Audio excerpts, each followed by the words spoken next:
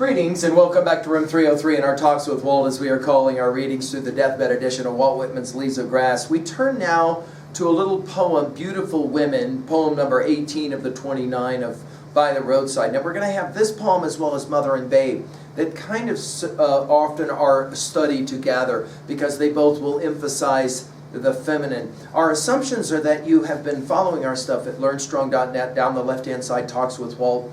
And you've been with us everything from the very beginning of inscriptions all the way through the introduction to Roadside, and we've just finished with The Runner. Our Nortons will tell us about this one, that these two lines formed a stanza of the poem Debris in Leaves of Grass 1860, were reprinted under the title Picture in Leaves of Grass 1867, and then took the present title in Leaves of Grass 1871 and were incorporated into By the Roadside in 1881. I've said this to you guys, that Leaves of Grass is this amazing mirror of Whitman's life, and the way in which these poems go through these different kinds of evolutions have always been remarkable to me.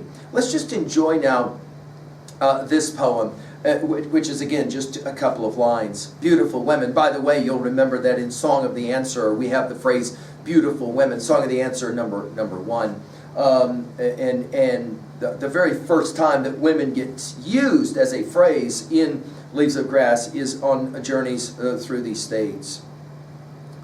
Women sit or move to and fro, some old, some young. The young are beautiful, but the old are more beautiful than the young. Now there is, I think, standing behind this, and we'll have more to say about this, but I think that good as Faust, and we've given full lectures on Faust at learnstrong.net, that classic 1832 publication. You'll remember at the conclusion of Faust II, the eternal feminine leads us aloft. I think we're playing around with that idea here. Notice, for example, women sit or move makes us immediately think of T.S. Eliot's Prufrock, in the room the women come and go, talking of Michelangelo. Women sit or move to and fro, some old, some young. We're back to this Hegelian, right, synthesis project of thesis, antithesis, synthesis. The young are beautiful, and then the dash. But the old are more beautiful than the young. Now, what exactly is it that really Whitman is doing here? I think he's playing a very profound philosophic game. I think he's making an observation. And I think he's saying something important to the America that, of course, will be reading his poems. And it is this.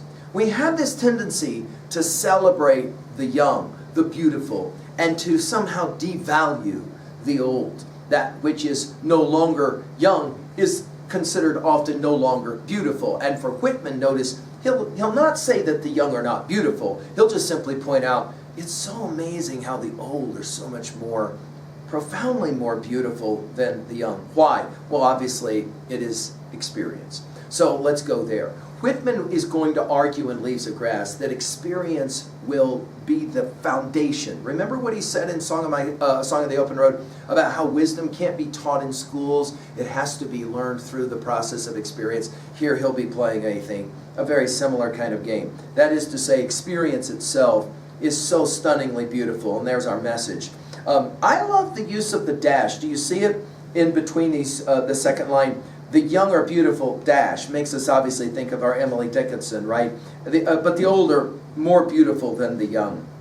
At 3a, Goethe's Faust, as I've said, the eternal feminine leads us aloft. I would also challenge you to go back and look at A Woman Waits for Me as it relates to this, and his celebration of the older women. And finally, of course, at 3b, in what ways do you feel the old are in fact more beautiful than the young? And what is it about the old that the young can learn from? I'm hopeful that Whitman is continuing to challenge so many of our views. Thank you.